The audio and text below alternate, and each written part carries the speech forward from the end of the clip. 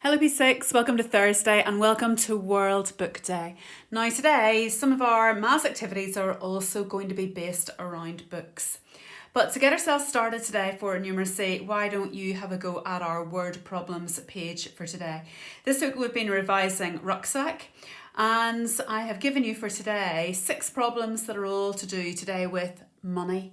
We're using money as the focus of today's tasks. So what I would like you to do, just like we've been doing all week, make sure that you read the question carefully. Make sure that you understand what you're being asked to do. What is the question actually asking me to find out? Choose then the operation. Are you adding? Are you subtracting? Do you have to multiply or do you have to divide? Once you've decided what it is you have to do your working out. Do a calculation. And when you do the calculation, you will then have solved it. Now think, what do I need to do with my answer? Do I need to put something after it or before it? Do I need to have a pound sign or pence or something like that? Once you've got that answer, check, read the question again. Have I actually answered the question? Have I found out what it was I was supposed to find out? And then if you still got time, go and do the inverse calculation. So in the box beside it, go and do the reverse of the calculation. Read the questions really carefully, please, P6, and think very carefully about what it is you're being asked to do. So you've got your money word problems to get started with, but our main activity today is going to be to do with using a tally chart. Now, I'm sure you remember using tally charts further down the school. Tally charts are tables that we use for counting and then comparing the answers that we get. So for example, in this one that I've given you on the website, we have asked a group of children to tell us which colour is their personal favourite. And to record their results, instead of having to write all their individual names down, we use these tally marks, which are sometimes called hashes, and we write those down, those little strokes down, so that we can add it up. But of course, if we had lots of these tally marks just in one straight line, it would be hard to add them up.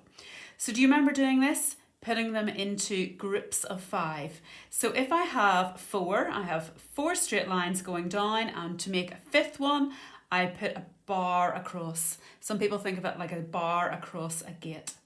So if I was looking at red, I can see the red is 13 because I can see a group of 5, another group of 5, and another group of 3.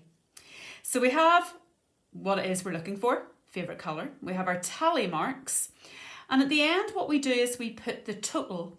In P6, we will use quite often the word frequency. The frequency just means how often has this colour been chosen. So how often was orange chosen? Orange was chosen 3 times altogether. That was the frequency. Now, for our activity today, since it's World Book Day, we are going to do a maths activity based on one of our books. And in P6, one of our novels that we get the chance to read is Harry Potter and the Philosopher's Stone. And so I've taken an excerpt from Harry Potter and the Philosopher's Stone, and it's all to do with Harry being woken up by his Aunt Petunia while he's still living at home with the Dursleys. And what we're going to do today is we're going to have a think about which letter or letters of the alphabet are the most common in this passage. If I read through this writing, which letter appears more often than any other? I wonder, are there any letters of the alphabet that don't appear at all?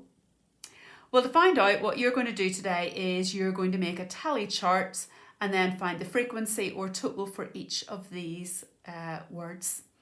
So it's up to you how you do it. There are a couple of ways you could do it. You could simply start at the beginning and you could start with the word up.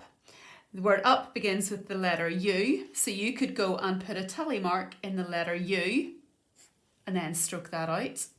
The next letter is P, put a tally mark in for P, stroke it out.